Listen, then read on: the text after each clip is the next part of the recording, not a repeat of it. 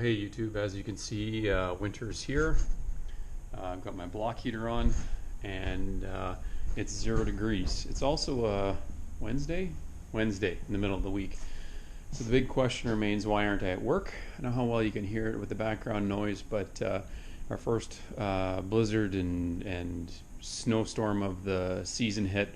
Highways are closed, so you can't go to work if you can't safely travel on the highway. So anyway, I thought I'd do a quick update on the Z900 because I spent most of the summer riding it rather than throwing parts at it, and rather than using the term shamelessly modifying and throwing money at a perfectly good motorcycle.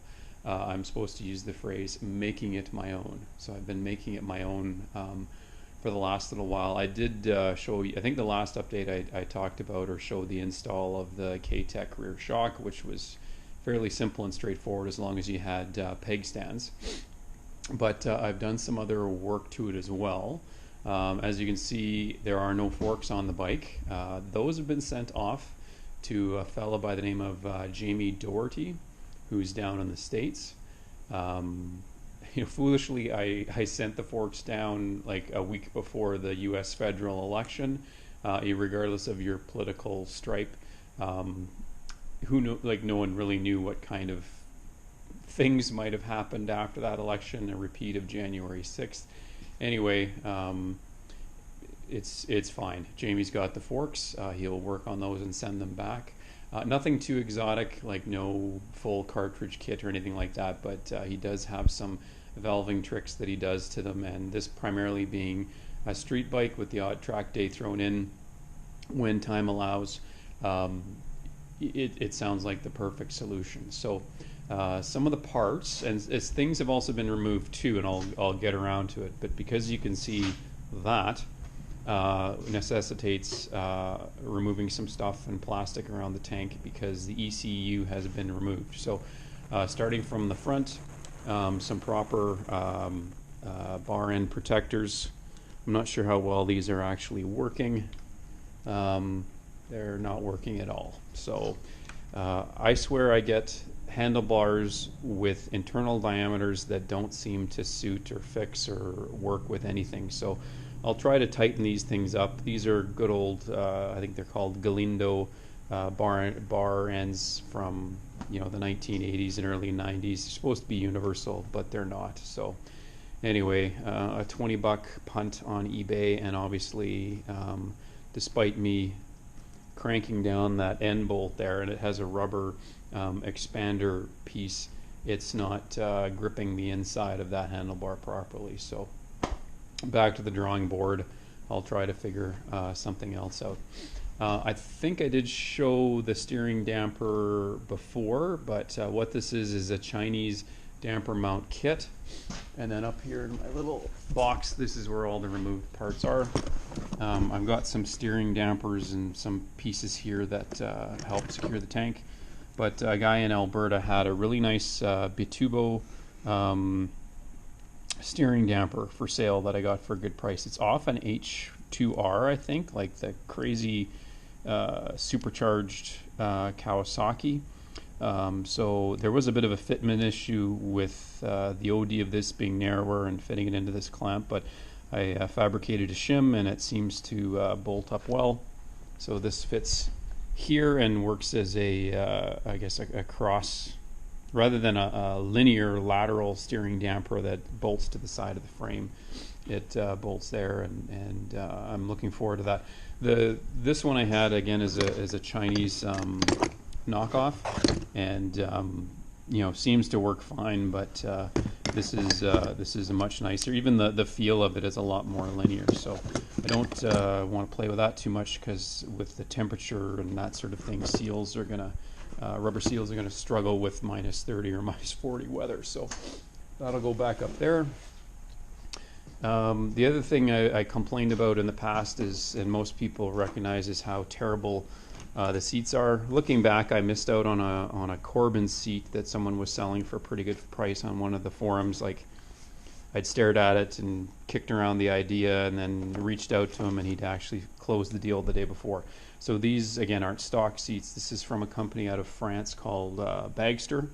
I think second tier to Corbin, but certainly it should be a more comfortable seat than the terrible one that came with its stock. So haven't tested it out yet, because again, that was an off-season purchase. As we know, some things go on sale at the end of the riding season in North America. So tested fitment, it fits. It just needs to see how it mates to my butt. So yeah, moving back from the front then, I decided to treat myself to some Samco hoses. Again, totally extravagant, absolutely unnecessary, but they're red and they look kind of cool, and silicone hoses do handle pressure better, so that's why I bought those. There's one on the other side. There's also one that is pretty tricky to get to.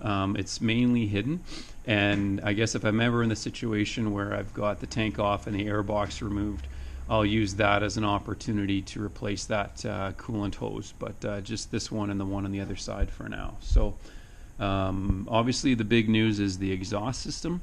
So I read this article on the CBC, or heard it on the CBC, about how as humans in a modern day consumer society, we're driven by the great deal and getting something for cheap, and so certainly marketers use that when they advertise things for sale, like 80% off. Well, it's always 80% off. Or even they've done studies where something has been at $50, and then the next week they advertise it for $65, but say it's 80% off and people buy it. So it's a total psychological trick that consumers pay. So that's my justification for deciding to buy this full Akrapovic system, because it was a good deal. It did have some damage to it, and most of it's unseen. So like a lot of these bikes, I think it had a minor low side, or maybe even it was damaged being loaded into the back of a truck on a ramp, where sometimes the pipes ground out. But these two header pipes here, there is some scraping on the underneath, and you can maybe see a bit of it here, and it's been flattened slightly, but that's it for those.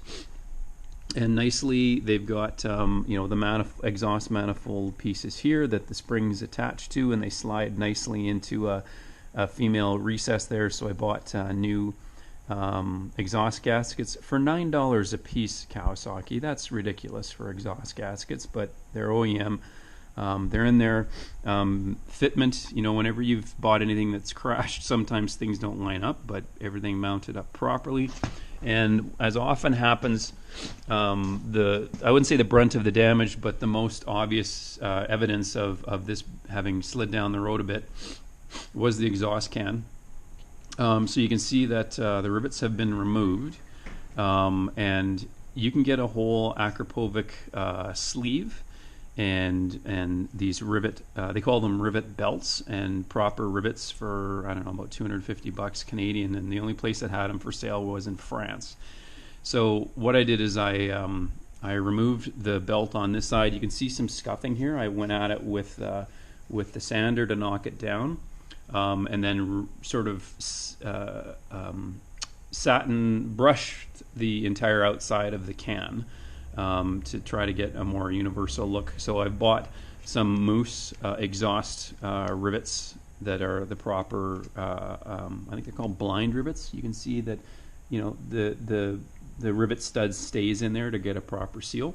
So I bought some of those, a nice big Akrapovic sticker to cover up the scuff mark, because that's what you do, and an exhaust baffle, because as you can tell, this is a very short muffler, and it is wide-ish, but there's not a whole lot of sound dampening going on there. So the DB killer or baffle in there will hopefully help with the noise.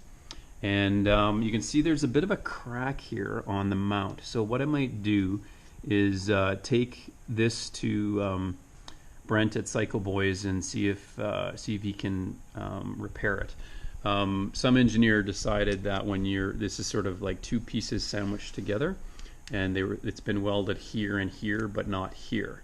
So right at the edge of where the weld is on this side, you can see that's where it's cracked. So it was just a bit of torque, I guess, as the muffler hit the deck, and there's a bit of a split there. So I'll take it to him, his advice on whether or not to repair it. To me, it makes sense to clamp that down, run a quick bead there, run a quick bead there, and repair that muffler there. I think I could get away with leaving it, but that sort of thing would drive me a bit crazy. And in terms of a muffler mount, an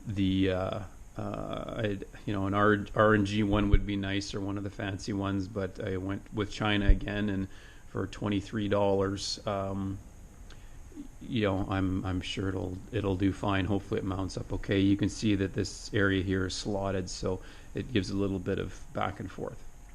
I did replace the brake lines. I don't know if I showed a video of this, but if you can see in there, I've capped off the ABS unit and just run straight core brake lines. This back one had to be modified. I should have assumed as much when they sent me out the kit. This rear line ended up being way too long because of the rear set and the master cylinder ending up being closer to the rear caliper. So this ended up being too long. So I sent it back to them. Again, they offer this service where they modify brake lines for $10, and then they charge you $45 Canadian to ship them back to you. So the cost of doing business, I guess. But that's now the proper length. The other thing too is I had this sitting in my spares kit forever. In a bit of a I don't know, impulse buy several years ago, someone out of the UK was selling a Honda Racing Corporation rear brake reservoir delete kit, and it's absolutely silliness. It's a length of this green hose, this hose clamp, this plug, and this little circlip here. And the claim to fame is that when it comes in the package, it's actually not a Honda package, but a Honda Racing Corporation HRC package.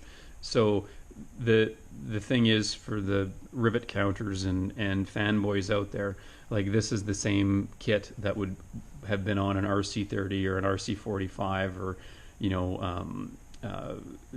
VTR SP1, SP2 in World Superbike. So I've got the same rear brake reservoir delete kit that Colin Edwards had in 2002 when he won the World Superbike Championship. So I don't know if you're impressed with that as much as I am. So the thing about these things, though, and I think it's sort of indicative of the environment with which these normally run, is that this is a special hose set up for brake fluid. It doesn't sweat. It's, of course, it's green, which is cool, but it's very temperature sensitive. So now that it's cold out, and it's nowhere near as cold as it's going to get here, it's 0 degrees. It'll get to be minus 20 in here during the winter.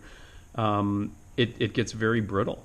So it'll be interesting to see if I don't start to see some dripping or sweating underneath there, because it isn't like rubber. And of course, these things were ridden in the summertime only and kept in heated shops and all that sort of stuff. So anyway, you might see me revert back to the stock big bulky rear reservoir and container cup kit, because this thing is weeping and dripping brake fluid everywhere. So the other thing is that again, total bling, but I bought myself some of these. They're a direct rip-off of the Light Tech rear axle adjusters. So I've got fake Light Tech here, I've got fake Light Tech here.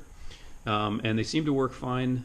They look identical to the Light Tech kit that you spend about 350 to 400 Canadian for. I got these for $50 from China. They, seem to line up correctly. Everything seems to work as much as it should. There's some compromises, though. I used a different bolt here because they originally had like a countersunk Allen, which fouled on this and just looked ugly. So because I keep every bolt I ever remove. This one is a better design.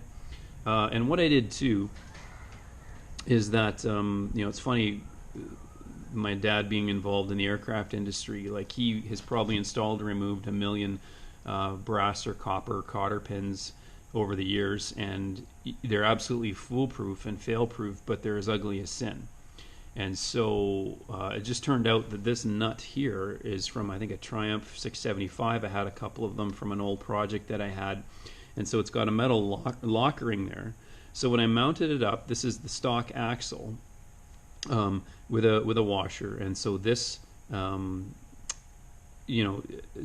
it tightens up properly, but then it had like a big hunk of threaded bolt with the like it's called a crown nut hole in it, and it just looked ugly. So now that I knew that there was enough meat for this metal